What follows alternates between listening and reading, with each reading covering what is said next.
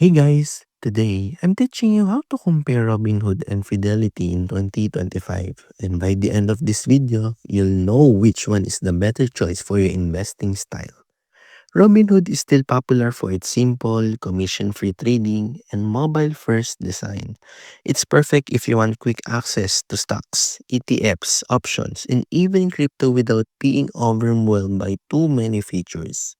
In 2025, Robinhood is focusing more on younger investors with tools like recurring investments, retirement accounts, and a clean user experience that makes trading feel easy and approachable.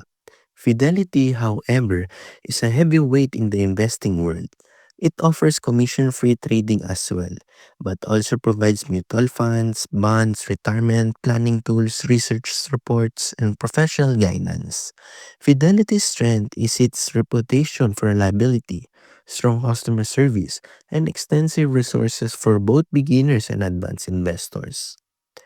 Robinhood works best if you want a simple, app-based experience to trade quickly and casually.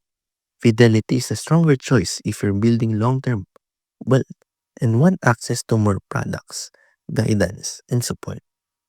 Thanks for watching, and don't forget to like and subscribe for more 2025 investing guides.